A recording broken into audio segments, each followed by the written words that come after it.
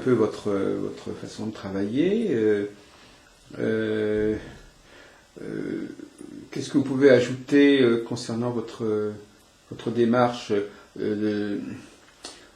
ces cartes, est-ce que vous pensez, enfin, parce que c'est quand même une question qui nous préoccupe, ces 12, puisque vous dites que vous travaillez un peu, ça constitue un ensemble, au notre temps on disait que les 12 maisons constituent un ensemble cohérent. Est-ce que les 22 arcanes constituent un ensemble cohérent? Absolument. On a l'impression que c'est un petit peu dépareillé, que c'est un peu n'importe quoi. C'est pas dépareillé du tout, et il y a une progression qui est marquée par la chronologie des arcanes majeures du tarot. Ah d'accord, ça nous intéresserait de voir comment vous imaginez, quelle est votre lecture comme ça du système du tarot. Est-ce que c'est vraiment un système qui est complètement cohérent C'est complètement cohérent, parce que si vous prenez... comment je peux vous montrer ça? Si vous prenez la construction des cartes, vous voyez 1, 2, 3, 4, 5, c'est la construction de l'individu. C'est-à-dire battleur, papesse, impératrice, empereur et pape. La 6e carte est une carte de choix, c'est l'amoureux. Et à partir de la 7e, 7, 8, 9, 10, 11, c'est la mise en place de tout ce qu'on a compris, de tout ce qu'on a intégré dans les 5 premières cartes. C'est-à-dire chariot, justice, on se trouve confronté à la loi de causalité. 9, l'ermite, où on est obligé de faire un retour sur soi-même. 10, on se rend compte qu'on est dans l'ordre des choses, qu'on doit s'intégrer dans un ordre des choses. 11, on maîtrise ses instincts et on peut estimer que là, c'est ce qu'on appelle la construction active, c'est-à-dire la construction qui est basée sur ses potentiels personnels. Le battleur, c'est le petit qui arrive au monde avec tous ses potentiels et il va travailler tous ses potentiels pour les développer et pour réussir. Et on a une autre ligne qu'on pourrait dire passive, encore que dans le tarot ce ne soit pas du tout négatif, mais que ce soit plutôt dans l'idée de la réceptivité, qui commence par le pendu et qui va aller jusqu'à la 22e, donc jusqu'au mât, où là on va vivre les événements, les intégrer et petit à petit avoir l'illumination, dans le bon sens du terme, qui va nous permettre de comprendre ce qui se passe et d'évoluer.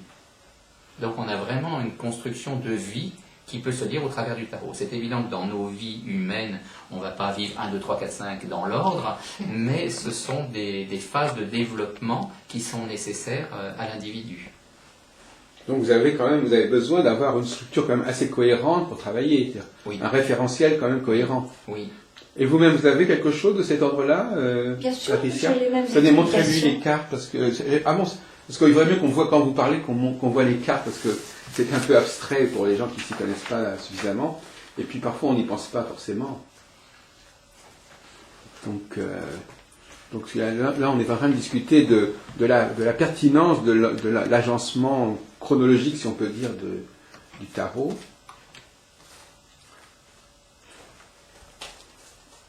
Et voilà, comme ça sera... quand même. Alors donc, ce qui est intéressant, je fais une parenthèse, Patricia me disait que autant au niveau de la consultation, elle ne faisait pas choisir les cartes, autant quand elle donne des cours de tarot, parce qu'elle est enseignante en tarot, oui, moi aussi. Elle fait faire un travail différent à ses élèves. C'est pas la même démarche. Oui, mais c'est intéressant de comparer parce que vous enseignez aussi le tarot, Gilles? Oui. Ah bon, d'accord. Oui, c'est intéressant de comparer, parce que tous les deux vous êtes enseignants de tarot, ce qui n'est pas si fréquent. Et donc... Moi j'enseigne justement toute cette symbolique du tarot.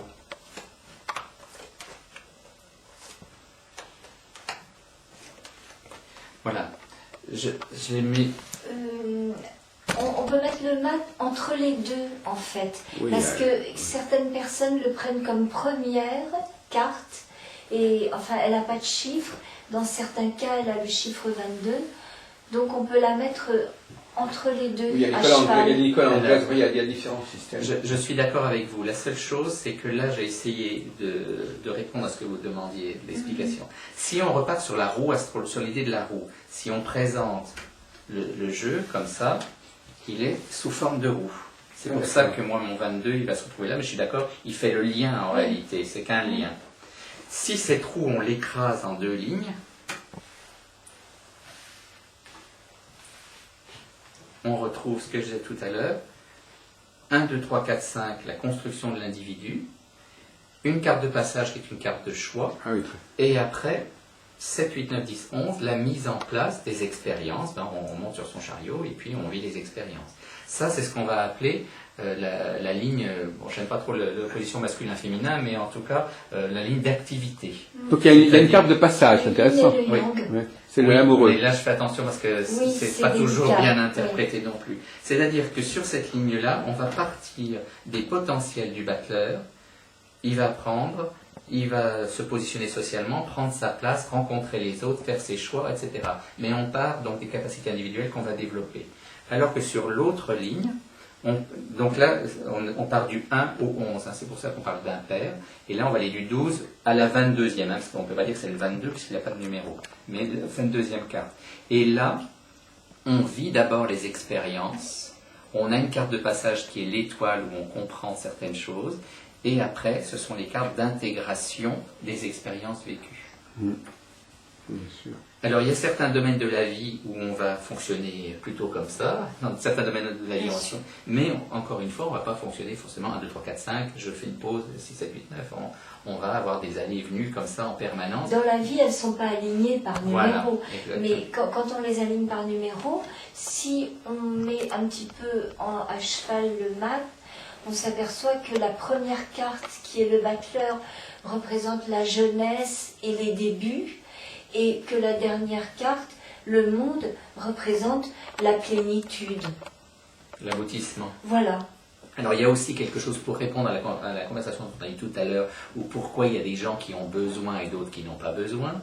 Quand on étudie la symbolique de ces cartes, quand on arrive à la 19e carte qui est le soleil, on peut dire que la vie humaine peut représenter un soleil en aboutissement.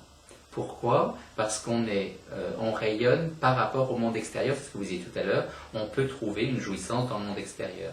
Et les cartes suivantes, qui sont la deuxième décade, où elles sont que 2, 20 et 21, représentent un dépassement, un monde supérieur, qui n'est pas forcément nécessaire ni accessible à tout le monde. Donc certains s'arrêteront au soleil, puis d'autres penseront qu'être dépendant d'un soleil qui brille ou qui ne brille pas pour être heureux, c'est pas suffisant, donc ils créent une foi en quelque chose qui est au-delà et qui permet un accomplissement différent. Et bien les gens qui viennent consulter les tarologues, c'est la même chose. Il y en a qui considèrent que leur vie matérielle les satisfait et apporte leur réponse, et il y en a d'autres qui ont besoin d'un accès à un autre monde et qui viennent chercher auprès de nous. Ça peut être une réponse à votre question tout à l'heure. Oui, si vous voulez, oui. Admettons. Donc, on va passer à la question de l'enseignement du tarot, si vous voulez. Donc, vous avez une expérience de l'enseignement du tarot. Ah oui, ça fait 10 ans que j'enseigne le tarot. Voilà, donc on va peut-être comparer parce qu'on n'en avait pas parlé lors de notre entretien. Donc là, Madame Refait, elle travaille différemment qu'en consultation. Mm-hmm. Alors donc vous, Patricia, vous interrogez les gens sur les élèves, vous les interrogez sur Oui. leur ressenti par rapport aux cartes, c'est ça? Oui, justement, je les fais classer dans l'ordre et je leur demande quelles sont les 2 cartes qui les interpellent en positif et les 2 cartes où ils éprouvent un rejet.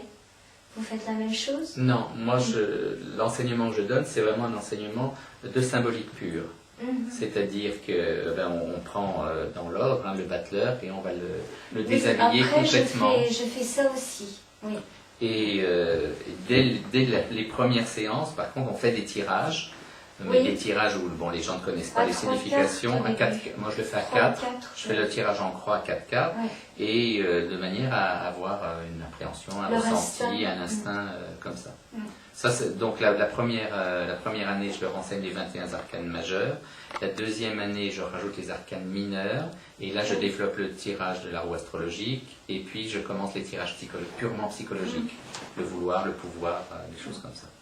Et puis, ceux qui ont suivi les cours, après, peuvent venir à des ateliers. Je propose des ateliers où là, on fait des tirages selon la demande, selon le plaisir des gens. Mais alors, la question qui me vient à l'esprit, justement, c'est quelles sont les qualités qu'il faut avoir pour être un bon tarologue, Monsieur de Villeneuve? C'est la disponibilité. Moi, je reste persuadé que c'est la qualité première dans la vie en général, c'est-à-dire l'ouverture d'esprit. et l'envie de découvrir autre chose qu'on ne saura peut-être pas justifier et expliquer. Ça c'est clair, oui. Et puis, une des qualités quand même premières, c'est l'empathie, hein, c'est le fait de pouvoir être à l'écoute de l'autre. Presque les gens qui viennent nous voir, pour une bonne partie, sont des gens qui ont juste besoin qu'on les écoute. Et de faire complètement abstraction de nos problèmes personnels, si jamais on en a à ce moment-là. J'ai eu quelquefois des personnes qui sont venues me voir, qui étaient cassées par des tarologues, parce que la tarologue projetait ses problèmes personnels. Et puis il y a aussi la difficulté pour les gens qui viennent consulter quand ils ont un tarologue, ou là moi j'appelle ça des voyants plutôt que des tarologues, oui. Hein, c'est un côté un peu péjoratif dans ma bouche. Oui. Il va vous arriver ça, de toute façon c'est comme ça, oui. Et donc la personne se retrouve dépossédée de sa propre vie, démunie, et puis finalement, soit elle se met sous la coupe de ce voyant ou de cette voyante, soit elle laisse tomber ce monde-là. Et elle peut faire une dépression. Et il y a aussi ça, une des qualités aussi qui est très importante, c'est l'humilité. Même si on a cette clairvoyance, en reprenant le terme anglais avec des guillemets, on ne détient pas la vérité, et en tout cas si on en détient une, c'est que la nôtre, et pas celle de la personne qui nous consulte. Ça c'est quelque chose qui est vraiment, vraiment important. Alors moi, il me vient quand même une question, ou plutôt d'observation, c'est que, on a l'impression qu'il y a deux façons de travailler apparemment. Il y en a une qui consiste à avoir une conception très cohérente, très structurée du tarot, donc c'est très intellectuel quelque part, donc il y a un schéma intellectuel très fort, à partir duquel on va pouvoir travailler. Enfin, je vous arrête tout de suite. Cette connaissance que vous dites intellectuelle est une connaissance de symbole. C'est pas une connaissance Butler plus pape égale telle chose. Parce qu'il y a des écoles, notamment aux États-Unis, où on leur apprend si telle carte sera telle autre, ça veut dire ça, et on sort plus du cadre. Moi, je ne parle pas de ça. Je parle de la reconnaissance de la construction de la carte, qui va venir nourrir après l'inspiration qu'on va pouvoir avoir au moment des consultations. Alors justement, cette inspiration, c'est là que j'aimerais bien qu'on... Non, parce que moi je pense qu'il y a des personnes qui ont il y a des tarologues qui ont une réflexion assez sommaire, même assez limitée sur le tarot, mais qui vont relayer ça par des facultés de voyance ou des facultés d'inspiration, de divination. À ce moment-là, le tarot devient un support. De toute façon, le tarot n'est qu'un support. Oui, mais c'est un support de quoi? Et c'est ça la question. Si vous voulez, moi j'aime bien garder les cartes du tarot parce que quand j'ai des inspirations, ça me permet de me raccrocher à quelque chose de tangible. Et donc de ne pas me situer de ne pas craindre d'être dans un délire ou d'être dans quelque chose comme ça. Mais il y a des gens, ils s'assoient en face de moi, je passe un des cartes du tarot pour commencer à leur parler. Hein. Oui, donc ça revient à ce que je disais tout à l'heure, c'est-à-dire qu'effectivement, un être normal n'a pas besoin de ça pour parler aux gens. Pourquoi normal? Non, enfin normal, c'est-à-dire qu'on peut avoir une perception immédiate de quelqu'un sans passer par le tarot. Le danger, quand vous avez des perceptions immédiates de quelqu'un, c'est que c'est au travers de vos filtres. Donc avec tous les dangers d'interprétation et de projection. Là, au moins, vous avez un support qui vous rattache à quelque chose qui est extérieur. Ça vous permet justement de ne pas être dans des délires ou dans des... On peut être quelquefois étonné d'ailleurs par le jeu que les clients nous sortent. Est-ce que ça vous arrive de penser si c'était moi tout seul, je ne lui aurais pas donné ce conseil, mais les tarots me disent un petit peu le contraire ou non, différemment? Je suis rarement en contradiction avec les tarots. Ouais. Mais ça, moi, les tarots, je vis avec depuis que je suis enfant pratiquement. Oui. Donc, c'est une partie de moi. Quand on me dit comment vous avez découvert le tarot, j'en sais rien, je ne me rappelle même pas. Oui. J'essaye pourtant j'ai un père qui n'est pas du tout adepte de ça. Mais par exemple, sa grand-mère, au contraire, le pont l'évêque... C'était son métier, non pour l'abbé. Pour l'abbé. Attention. Le pont l'abbé, elle était dans la... Parce qu'elle est bretonne d'origine. Elle a épousé un Angevin, mais comment elle travaille, votre grand-mère, vous en avez souvenez? Comment ça s'est passé, la transmission? Non, tout ça c'est très... c'est difficile, non, ça se fait pas un jour, il y a une date. Mais c'est vrai qu'elle recevait, c'était sa profession et elle avait plusieurs jeux. Moi, pendant un moment, j'utilisais l'oracle Béline en plus. Oui. Puis bon, je l'ai mis un peu de Oui. côté, parce que ça fait des consultations qui sont trop longues après. Oui, elle danger, avait c'est ça. le Béline aussi, Mademoiselle Lenormand. Mm. Mais bon, moi j'étais enfant, enfin ça faisait partie de mon quotidien, je ne me suis pas Oui, c'est ça, c'est interrogée d'une normal. manière qui me donnait, pour que je m'en souvienne, voilà, c'était... Mais les transmissions familiales, de toute façon, existent. Hein. Oui. Effectivement. Donc, donc effectivement, vous parlez d'inspiration. Donc, ça m'intéresse de savoir. Bon, tout l'heure, vous dites que c'est un support. C'est un support de quoi alors le tarot? Le support, c'est ce que je vous disais tout à l'heure. Quand je sens quelque chose, je peux le vérifier par rapport à la symbolique des cartes. Ah, d'accord. Donc, vous sentez quelque chose de vous-même et c'est étayé. Voilà, par les cartes elles-mêmes. Et puis, il faut bien le dire, on n'est que des humains aussi. Il y a des jours où on est plus ou moins en forme. Oui. Et ça peut être justement la symbolique des cartes qui nous booste et qui nous aide justement à trouver cette inspiration-là. Et il y a d'autres jours où effectivement vous n'en avez pas vraiment besoin. Oui, il y a certains, C'est ça. ouais, il y a certains, Donc, puis certains domaines où ça, parce qu'on s'entend dire des choses, et on se dit pourquoi Oui. je le dis à ce moment-là. Oui, exact. Bon, mais il y a eu une inspiration Oui. extérieure qui Ou s'est après, on se manifestée. dit que je me suis lancée dans un discours. Et est-ce que vous pensez que quelquefois l'état d'esprit du client qui est en face de vous peut transparaître dans ses jeux et ne donne pas de réponse extrêmement précise parce que c'est son état d'esprit du moment? Alors, ce qu'il peut y avoir, c'est par exemple des visions tout en noir. Oui, Hein, exact. quelqu'un qui vient, qui est très déprimé, bon, Oui. c'est vrai Et qu'il qui y a a perdu besoin. confiance Ouais. dans l'avenir. Oui. Vous parlez de vision que vous avez vous en noir? Non, Non. du jeu Le qui jeu sort. qui sort. En noir, qu'est-ce que c'est qu'un jeu qui sort en noir? C'est-à-dire on ressort toutes les cartes qui sont un peu difficiles. Ah oui, d'accord, du c'est genre, ça. Dans les noir, adieux symboliquement. pendus, symboliquement. Ah oui, oui. d'accord. Et donc quelqu'un, alors que le jeu est finalement pas si catastrophique que ça, mais des gens qui sont vraiment très très Oui. déprimés, oui. Mm. Par contre, les gens qui pensent nous conditionnés par leur comportement, ça c'est quelque Non, chose. c'est pas possible. Donc là, on a quand même une dualité qui est intéressante entre ce que les gens ressentent et ce qui va leur arriver. Mm.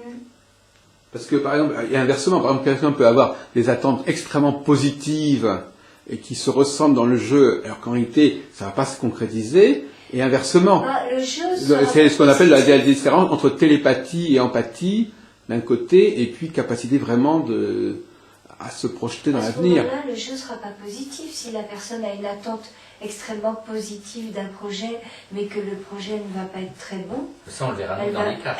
Cette personne va sortir un jeu qui dit la vérité, qui montre que le projet ne va pas être Je sais très pas, bon. il semblerait qu'il y ait quand même plus d'ambiguïté que cela, et que parfois on ne sache pas très bien distinguer entre ce qui va vraiment se produire et ce que la personne porte en elle, en quelque sorte. Alors, ce qui est important, enfin, moi, c'est une manière que j'ai travaillé, c'est quand la personne arrive, elle ne parle pas, elle ne raconte pas sa vie, ni pourquoi elle vient. Non, mais vous pouvez le lire quelque part Oui.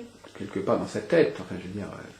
Moi, par exemple, l'autre jour, j'étais à une consultation en public comme ça, par hasard, et puis la voyante m'a interpellé et elle m'a dit un certain nombre de choses, et je n'ai pas été capable de distinguer entre ce que moi j'attendais et ce qui vraiment... Alors je ne savais pas si ce qu'elle voyait, c'était ce qu'elle voyait en moi ou ce qu'elle voyait pour moi.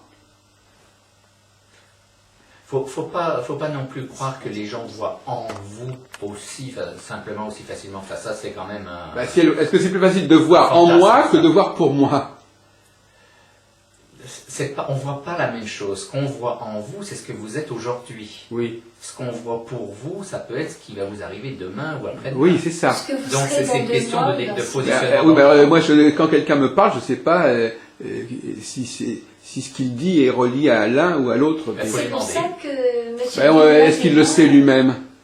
S'il est honnête, il peut au moins vous dire qu'il a un doute, mais on sent bien si les gens sont dans un état ou s'ils sont dans une projection, on le sent quand même. Non, mais c'est une question. Ça fait partie peut-être de l'enseignement du tarot d'apprendre à faire... Nous, on a un support. La personne dont vous parlez n'avait pas de support, apparemment. Non, elle n'avait pas de support. Nous, de c'est plus Vous étiez pragmatique demandeur avec un support.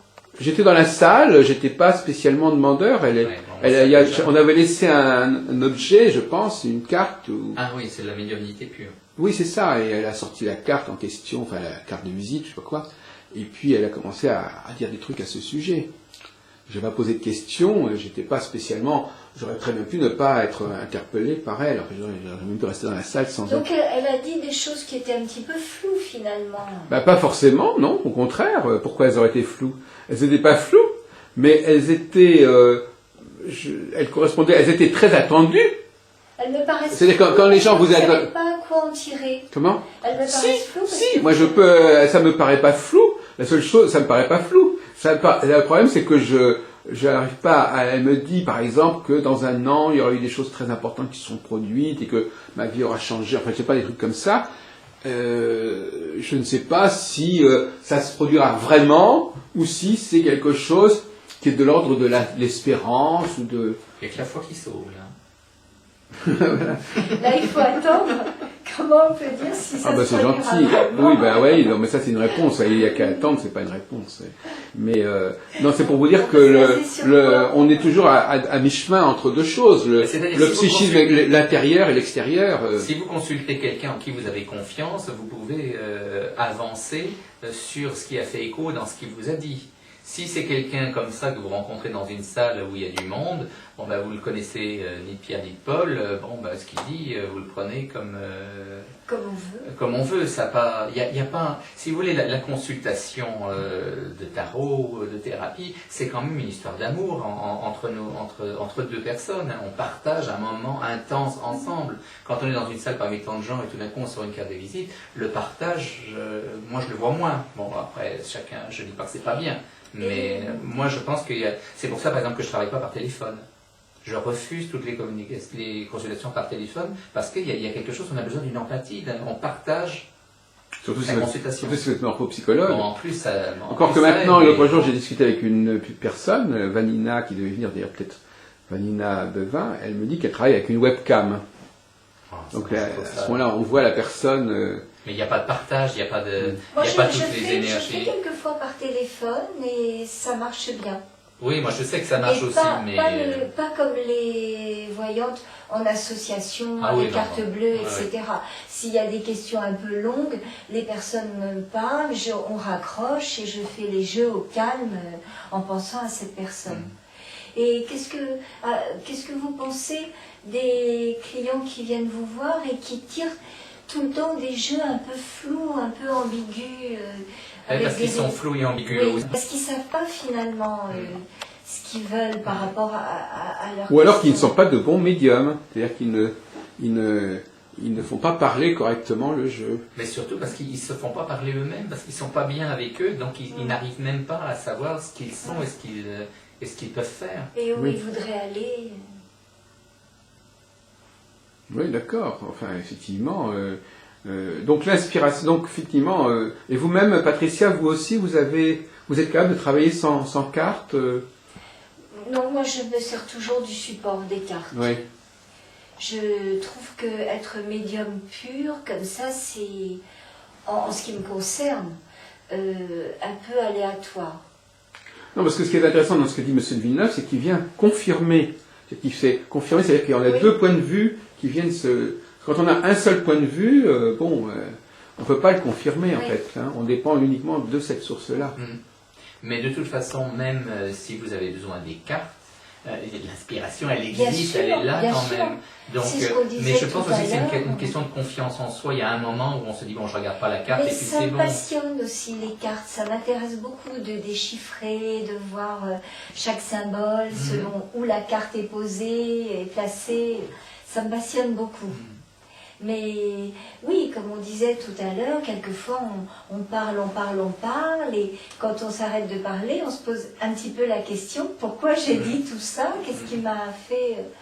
Et c'est une question de confiance en soi aussi, qu'on développe à certains moments. Il y a certaines périodes où on a vraiment besoin que les cartes soient là, d'autres où on se sent plus à l'aise. Moi, je l'ai beaucoup découvert, cette confiance, dans la médiumnité, dans les soins. au milieu des jeux de cartes, quelquefois, on dit quelque chose qui n'a pas vraiment de rapport avec absolument. le jeu qui est sorti. Et la personne dit, mais comment vous le savez? Alors, parlons des soins, donc, justement. Donc les soins, moi je travaille aussi, c'est les couleurs qui m'ont amené à faire des soins. Donc là c'est pareil, pour moi c'est de l'accompagnement, je ne suis pas médecin, je ne pose pas de diagnostic, je travaille juste au niveau des énergies. C'est-à-dire que je travaille sur un fait de 12 énergies qui sont représentées par 12 couleurs. Je pendule sur un seau de Salomon pour trouver les couleurs qui manquent à la personne. Bon, le pendule bouge différemment si la personne manque de couleurs. À partir de là, je projette sur le mur la couleur qui manque, donc qu'on peut faire varier, on peut même en mettre 2 ou plusieurs, et je pose sur la personne des foulards de soie de la même couleur que ce qui leur manque. C'est de la soie parce que la soie est conductrice d'énergie très très facilement, et à partir de là, je fais du magnétisme dessus. Du quoi? Du magnétisme. Ouais, d'accord. Donc là, le magnétisme utilise les couleurs par la force visuelle, par la force tactile et renforcé par le magnétisme dans les mains. Et puis j'utilise aussi du parfum de fleurs de bac énergétique que je mets en plus. Et alors vous disiez que le tarot vous aidait à choisir les soins, puisque effectivement non, c'est pas le tarot qui m'aide à définir les soins. C'est l'intuition. C'est le même système d'intuition, mais c'est-à-dire que là, j'ai développé plus facilement une confiance où je peux, par exemple, je peux lâcher mon pendule et le définir. Alors votre pendule, il intervient, vous le faites passer. Alors je pendule sur les cartes, sur le seau pour savoir la couleur qui manque, et après je pendule sur le corps de la personne pour rétablir, pour voir quand l'énergie se reconnecte ou pas. Ah oui, d'accord. Oui. Donc vous avez tout un système de recoupement, de confirmation, de prolongement. Et là, vous parliez tout à l'heure de votre grand-mère. Moi, c'est un don que je tiens d'une grand-mère que je n'ai jamais connue. Mais par médiumnité, on l'a retrouvée en faisant un travail avec un autre médium. Et moi, je ne voulais pas soigner au départ. Je voulais rester que sur le tarot et la thérapie. Et bon, j'ai été bousculé jusqu'à ce que je me mette à faire ces soins. Mais encore une fois, je dis bien que je ne donne pas de soins, je prends soin. Donc c'est vraiment une idée d'accompagnement de l'autre. Mais le mot soin est un mot qui est connoté, ça veut dire soigner quelqu'un pour qu'elle... Quand quelqu'un a un mal au foie, on la soigne pour qu'elle ait plus mal au foie. Non, on la soigne pour qu'elle retrouve son intégrité. C'est-à-dire un corps qui fonctionne complètement. Là, et c'est important quand on prend soin comme ça, c'est de ne pas vouloir enlever la maladie ou le mal, parce que sinon on prend sur soi. Oui. Donc là, ce que je fais, c'est vraiment d'insuffler une énergie qui permette à l'énergie de la personne de se refluidifier. Et ça peut jouer autant sur des problèmes physiques que sur des problèmes psychologiques, des gens qui souffrent après un décès. On peut dire prendre soin de soi, par exemple, c'est pas forcément au niveau de la maladie. Non. C'est savoir s'écouter, savoir se connaître. Voilà. Et vous avez une formule, je ne donne pas de soin, je prends soin. Oui. Je vous accompagne. Voilà, c'est ce qu'il écrit. Il prend soin des gens. Moi, mon activité, c'est ça. Donc, il n'y a pas, tout à l'heure, vous demandiez quel titre. C'est pour ça que je parle d'accompagnement. C'est un soigneur. Un soigneur, c'est pas tout à fait ça non plus. Fait, ouais. Donc, il n'y a pas vraiment un terme générique très approprié. Oui, c'est ça. On a un problème au niveau des termes génériques. Mais c'est-à-dire aussi, ça recouvre tellement de manières de fonctionner que c'est difficile de mettre un seul nom. Ben justement, c'est un terme qui serait global, oui. Oui, mais enfin, moi, je voudrais pas être assimilé à certains voyants. Ah ben, on peut pas éviter effectivement d'être assimilé. Hein. Et d'autre part, je ne me définis pas comme psychothérapeute. Alors, je fais de la thérapie. Accompagnant, c'est mieux. Oui, moi, je trouve qu'accompagnant, c'est... Monsieur de compagnie. Oui, enfin, c'est un mot qui n'est pas non plus évident, le mot accompagnant. Non, parce que dans le dictionnaire, il n'y a pas de définition d'accompagnant. Oui, voilà, ça a d'autres significations. Coach aussi. Non. Non, parce que c'est tellement galvaudé. Mais enfin, c'est vrai que c'est un mot qui fonctionne bien, le mot coach. Oui, mais il y a tout et n'importe quoi. Ah oui, mais justement, ça tombe bien. Ça... Oui, mais moi j'aime bien les choses précises. J'aime bien que ça soit carré quand même. Oui, mais à ce moment-là, vous ne pouvez pas, en effet... vous ne voulez pas avoir un mot qui vous mette dans le même sac que d'autres personnes. C'est surtout, vous n'avez pas trouvé le mot idéal. Et surtout, je ne veux pas être assimilé à quelque chose. Oui. Donc, c'est une attitude, effectivement, oui. c'est mon côté ma. Votre côté? Ma. Le ma. Ah oui, c'est ça, oui, d'accord. Mais qu'est-ce que vous pensez, monsieur de Villeneuve, de l'astrologie? Puisqu'on est quand même pour une télévision astrologique. Quel est votre point de vue sur ce sujet, en bien ou en mal? Je sais pas, dites-nous. C'est pas un jugement, mais l'astrologie, si vous voulez, je suis capable de lire un thème de naissance. Ah, quand même. Globalement, parce que j'ai eu beaucoup d'élèves en tarot qui étaient des astrologues. J'ai des très très bonnes amies qui sont des astrologues, donc qui m'ont permis d'apprivoiser un petit peu.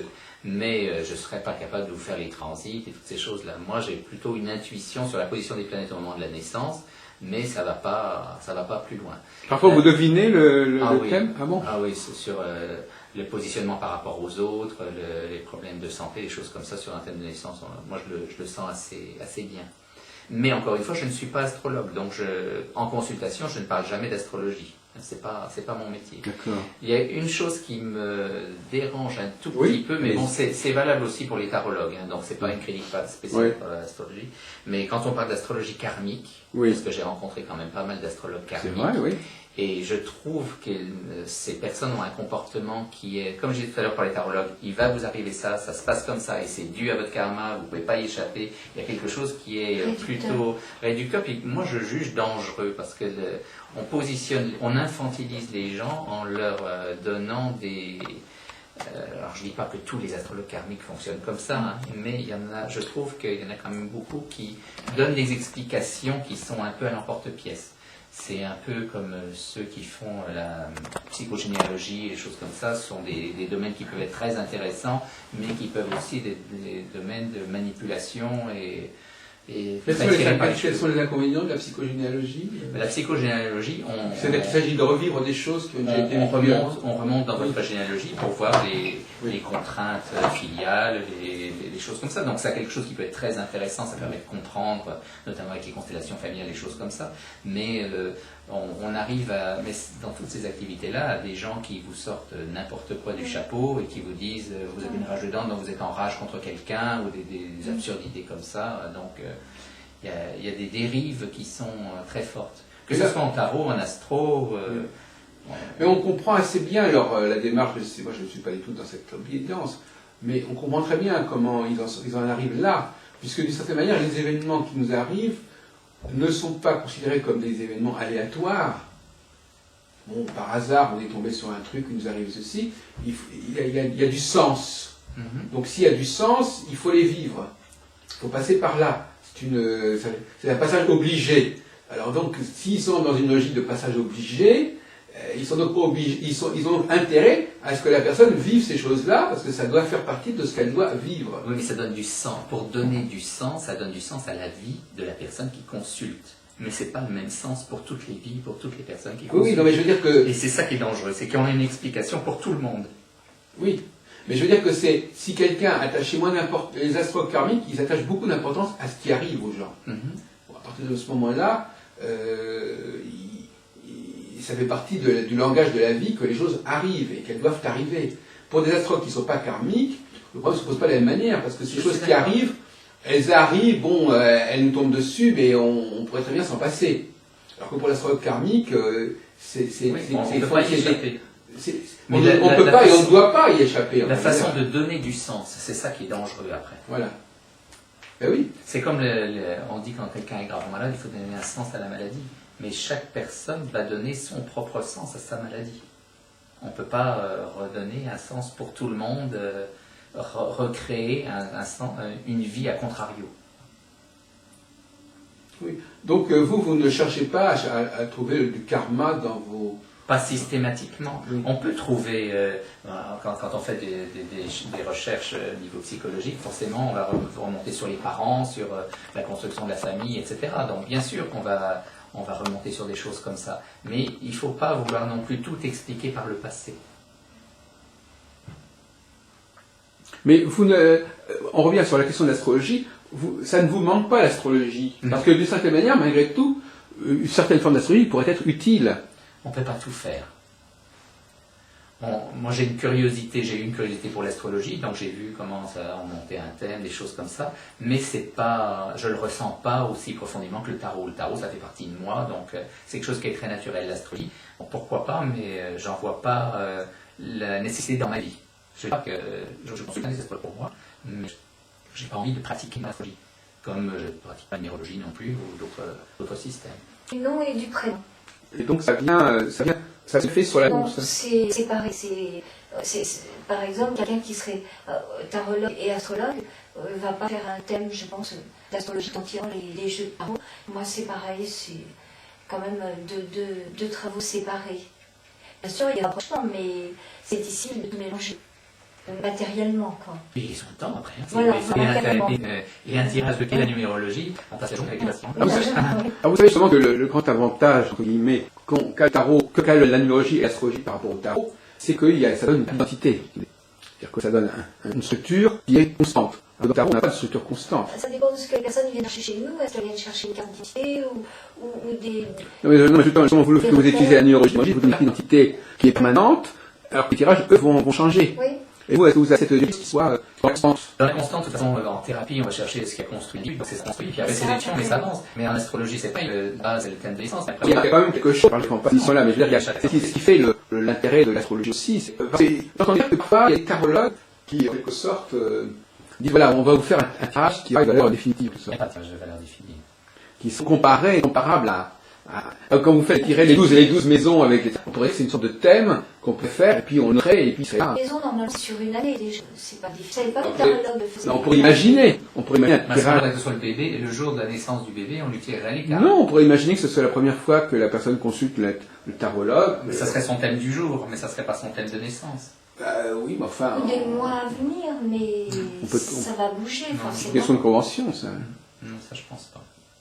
Donc c'est pour ça qu'à ce moment-là, donc les gens ont peut-être parfois besoin d'aller compléter justement par c'est intéressant parce que de toute façon on retrouve les mêmes présentations, que ce soit par l'astrologie, la tarologie, la numérologie. Donc il y a quelque chose qui peut être très complémentaire. Parce que justement l'astrologie est constamment en train de comparer le thème natal avec la configuration à un moment donné, et cette configuration il l'interprète par rapport au thème natal.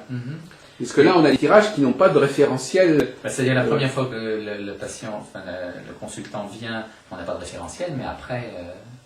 Oui, dans le cadre de votre consultation, à vous, oui, effectivement. Voilà. C'est ça. Donc vous en créez un, quelque part, vous en créez un quand même. Est-ce que vous notez des choses, monsieur Devilliers ? En thérapie, je note. Vous notez, je prends des notes pendant vous notez tous les tirages. Ah non, en thérapie, il n'y a pas de tirage. Ah oui, d'accord. En thérapie, c'est le choix des cartes qu'on met en couleur. Oui, d'accord, c'est ça. Là, je prends des notes. En tirage de tarot, je ne prends pas de notes. Oui. Mais on retrouve, une fois que la personne est assise en face de nous, on ne se rappelle pas toute la consultation, parce qu'il y a trop de monde, on ne peut pas. Mais il y a des choses, oui aussi.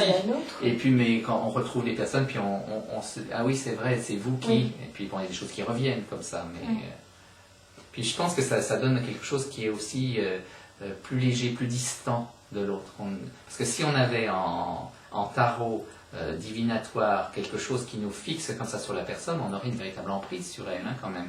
Moi, je sais que ça me gênerait. Donc finalement, c'est cette emprise que les astrologues auraient, en quelque sorte. C'est-à-dire qu'ils peuvent utiliser certaines choses, c'est pareil, quel que soit l'outil que vous utilisiez, si vous le faites avec cœur et humilité, c'est bien, mais vous avez aussi des moyens qui sont des moyens de persuasion, d'emprise sur les autres. Donc, encore une fois... Et en morphopsychologie, pouvez-vous nous parler un petit peu de votre formation et de plaider la cause de la morphopsychologie? Vous faites de la morphopsychologie, vous, Patricia? Moi, j'ai suivi les cours donc, de la Société française de morphopsychologie. J'ai passé le diplôme de morphopsychologue en 2000. Donc là, on étudie les traits du visage avec on a des types jalons. Donc là, vous avez quand même une constante quelque part que vous trouvez. Alors la seule chose, ce qui est important, c'est que notre visage change en permanence. Oui. Voilà. Donc on peut suivre l'évolution d'un individu. Alors l'intérêt, c'est que en faisant des photos, on peut après faire une référence, comme on fait une référence sur un thème de naissance. On peut faire une référence par rapport à une photo prise à une certaine date et voir comment la personne a évolué. Par exemple, Patricia, elle a un visage assez particulier, par exemple. Ben, vous aussi, hein. Oui, mais enfin, non, je veux dire que automatiquement, vous avez un moyen de décoder. Alors, moi, ce que je suis pas, quand je rencontre quelqu'un, je vais pas commencer à détailler, me dire, il y a ci, il y a ça. Par contre, ce que je regarde, c'est un ensemble. Donc, de manière à savoir si c'est une personne qui va être dans l'hypersensibilité, quelqu'un qui va être plus dans l'intellect, ou quelqu'un qui va être plus dans l'affectif, de façon à utiliser des mots qui puissent résonner plus facilement par rapport à la personne. Bon, si quand les gens viennent faire un portrait morphopsychologique, c'est évident que là c'est différent, où là on a une phase d'observation de plus de 20 minutes, où on détaille tout, et on rédige un vrai portrait complet. Ah oui, d'accord, oui. Mais en consultation, j'ai voulu apprendre la morphopsychologie pour pouvoir recevoir les patients et être tout de suite un peu sur les mêmes énergies. De manière à, quelqu'un qui va être plutôt dilaté, on peut dire des choses et on va même les répéter plusieurs fois pour être sûr que c'est bien entendu. Quelqu'un qui est très rétracté, qui est très fin, au contraire, on va choisir bien ses mots, on va toucher une sensibilité, donc on va veiller à ce que la personne reparte quand même dans une situation qui ne soit pas une situation de perturbation, des choses comme ça. Ça apporte un éveil encore plus important à l'autre. Oui, ce qui est intéressant dans votre portrait, votre profil, Monsieur de Villeneuve, c'est justement cette espèce de va-et-vient entre l'intuition et la confirmation. Ça, c'est une structure de personnalité, je pense. Oui, j'ai quelque chose qui est très carré chez moi, et en même temps, j'ai quelque chose qui est très... je sais pas comment dire, mais... plus éthéré. Plus éthéré, voilà. Oui, et effectivement, on a l'impression que pour exagérer un petit peu, chaque partie se méfie de l'autre partie. Si vous voulez. Elle se méfie pas, mais elle regarde qu'il n'y en ait pas une qui prenne la dominance sur l'autre. Il y a une notion d'équilibre qui reste. Mais vous savez, il y a aussi le fait que quand on travaille en indépendant, on a aussi des choses qu'il faut avoir de manière très carrée. Hein. Quand il faut organiser nos cours, quand il faut organiser notre comptabilité, notre gestion, il y a besoin d'être très carré. Et quand on est en consultation, on peut mettre tout ça de côté, parce que c'est vraiment la rencontre de l'autre, c'est l'amour de l'autre qui nous porte. Mais même dans la consultation, il y a aussi des choses que vous captez directement. Oui. Non, je ne parle pas de la question matérielle, etc., mais je veux dire que votre rapport aux gens est double. Oui. Il est double. Je suis assez d'accord. Et moi, ça m'intéresse beaucoup ce mécanisme, justement. Ça renvoie un peu à notre discussion tout à l'heure. C'est-à-dire qu'il en fin de compte, il y a des personnes qui, effectivement, c'est le problème des repères aussi, un petit peu. Hein. Validation, repérage. Apparemment, il y a des personnes qui n'ont pas besoin de ces repères, ou des personnes qui ne fonctionnent que par ces repères, ou des personnes qui font les deux à la fois. Enfin bon, vous appartenez à la catégorie intermédiaire. Vous appartenez à celle des gens qui sont un petit peu... c'est comme quelqu'un qui pourrait prendre l'ascenseur, mais qui peut aussi prendre l'escalier. On peut dire ça comme ça. Et donc, ça dépend de son humeur, etc. Mais enfin, disons qu'il a une solution de rechange. C'est par exemple, si vous oubliez... Mais c'est pas l'un ou l'autre, c'est un mélange des deux, en permanence. Oui, mais ça me fascine, cette façon de faire. Patricia, elle semblerait être plus directement marquée par l'utilisation des supports. Mais parce que elle le dit par rapport à elle, elle n'est pas construite en tant qu'individu comme moi, donc elle utilise ses capacités. Vous-même, est-ce que vous avez des intuitions que vous validez par le tarot, ou c'est d'abord le tarot pour le tarot? C'est mélangé. On ne peut pas dire les intuitions arrivent d'abord et le tarot ensuite, ou vice-versa. Oui. Il a fait penser aussi aux astrologues qui, quand on leur pose, quelqu'un qui a fait l'astrologie depuis des années, quand on lui pose une question sur qui il est, tout de suite il dit je suis comme ça parce que c'est dans mon thème. Ouais. Ils ne peuvent pas parler d'eux-mêmes autrement que par ceci. Ou qu'ils ne peuvent pas vous parler de vous qu'autrement que parce que vous avez ça dans votre thème. Ils ont toujours... Ça c'est intéressant, enfin intéressant entre guillemets. Oui, parce que c'est cette démarche qui consiste à constamment avoir besoin de confirmer, d'étayer, de valider par autre chose. Le danger, c'est qu'on ne voit plus l'autre, on ne voit plus que son thème. Mais oui, mais c'est un danger qui est relativisé du fait que la personne toute seule, elle n'y arrive pas. Sans ça, elle n'y arrive pas. Ou sans ça, moi je dis qu'il y a vraiment un manque de confiance viscérale là, qui s'est instauré dans la vie de la personne. C'est comme des gens, par exemple, qui ne pourraient pas prendre la parole sans avoir un texte... Parce que ça aussi, c'est intéressant, entre parenthèses. Alors, j'aurais quand même qu'on en parle un tout petit peu pour terminer notre entretien. Oui, mais je sais, mais de toute façon, on est dans les temps. Mais l'idée, à savoir l'idée selon laquelle le tarot donne des choses à dire. Ça permet de parler. Il y a des personnes qui sont dans une... Je ne parle pas à ce moment-là des clients, je parle des... Parce que pour moi, les astrologues ou les tarologues, c'est aussi bien des gens que j'étudie que les clients. Moi, je suis plutôt spécialisé dans les astrologues et les tarologues que dans le domaine des clients. Moi, j'ai pas de clientèle, par contre, je connais très bien les personnes qui travaillent dans ce domaine-là. J'en ai vu beaucoup plus que beaucoup de gens. Donc, effectivement, on se dit, dans certains cas, que ces personnes-là sont des personnes qui ont... qui n'auraient pas grand-chose à dire s'ils n'avaient pas ces éléments-là. Qui n'auraient pas grand-chose à penser autour d'eux s'ils n'avaient pas ces éléments-là. C'est-à-dire qu'effectivement, ça vient là, effectivement, combler un vide. De même que, par exemple, moi, je participe à des groupes assez pathologiques, par exemple des groupes de poésie. Alors, tout le monde... les gens ne parlent que pour lire un texte, ou pour dire un texte, pour lire une chanson. Mais à ce point qu'on se dit... Parce qu'ils viennent là pour ça. Peut-être qu'en dehors du groupe de poésie. Oui, mais malgré tout, c'est pas complètement innocent non plus. Hein. Il y a des personnes qui, effectivement, ont besoin d'un support, non seulement pour faire ce travail dont on parle, mais tout simplement pour communiquer dans la vie normale. Hein. C'est-à-dire que... Est-ce que vous trouvez normal que les gens seraient... Enfin, vous direz, tout est possible. Mais moi, personnellement, je trouve quand même assez pathologique que des gens se retrouvent quelque part pour passer 3 heures ensemble, à chacun prendre la parole uniquement pour lire un texte qui est déjà préparé ou qui est déjà connu. Je veux dire, on peut toujours tout imaginer en disant ben, c'est parce qu'ils le veulent, etc. Mais enfin, pour moi, c'est pas innocent. Opposons ça par exemple à un café philo où les gens vont discuter entre eux de vive voix. Là, c'est chacun à son tour va faire son spectacle. D'ailleurs, c'est tout le monde du spectacle qui est aussi problématique quelque part. Que quelqu'un ne puisse prendre la parole que pour jouer un morceau, que pour chanter une chanson, et que tout soit programmé. C'est un monde quand même un petit peu artificiel, il faut dire les choses comme elles sont. Hein. Et ce monde du tarot, etc., s'apparente aussi par certains côtés à parce qu'en fait, le mot interprète lui-même est utilisé en musique. On est un interprète. Donc, quelque part, ce sont des gens qui sont dans l'expression vitale, mais par référence à quelque chose par rapport à une partition. Et quelque part, on peut dire que le tirage du tarot est votre partition. Oui, mais on ne joue pas notre partition tout le temps, 24 heures sur 24. Moi, il y a beaucoup de mes amis qui ne savaient pas ce que je faisais. Hein. Mais on l'a dit tout à l'heure, vous êtes quelqu'un de relativement équilibré, en tout cas qui se partage à plusieurs niveaux. Mais il y a des personnes, pour vous donner un autre exemple, vous rencontrez une personne que vous n'avez pas vue depuis 10 ans, cette personne, entre-temps, elle a appris certains savoirs, elle est entrée dans une certaine religion, peut-être dans une certaine secte, etc.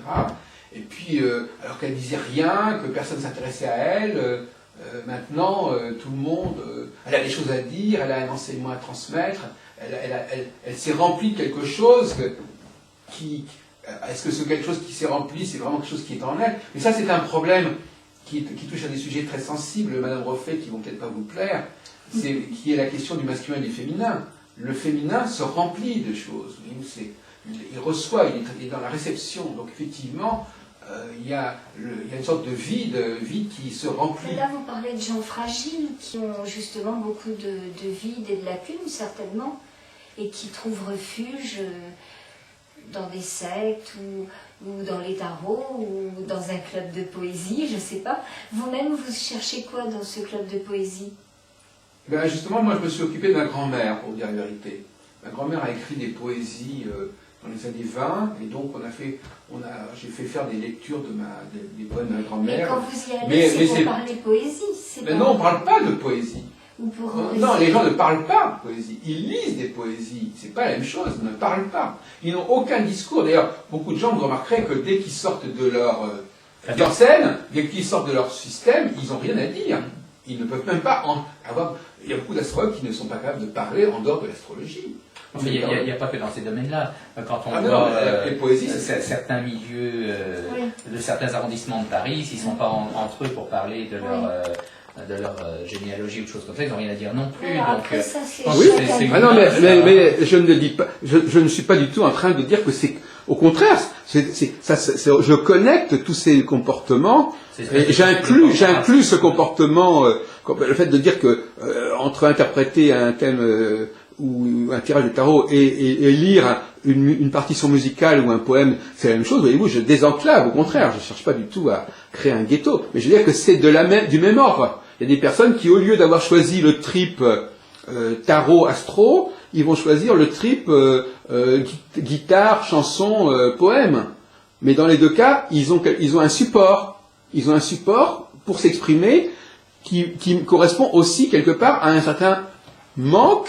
Alors, et là, la question aussi, mais bon, ça nous entraînerait trop loin, ce manque, il est viscéral quelque part au niveau du féminin, d'une certaine manière. La femme est quelque part vocation à se remplir, à prendre quelque chose de l'extérieur. Chez l'homme, c'est plutôt quelque chose, une émission qui doit être capable de sortir. Donc, de toute façon, là, pour moi, enfin, c'est une clé que je donne comme ça, mais il y a une énorme différence entre la démarche masculine et féminine par rapport au monde.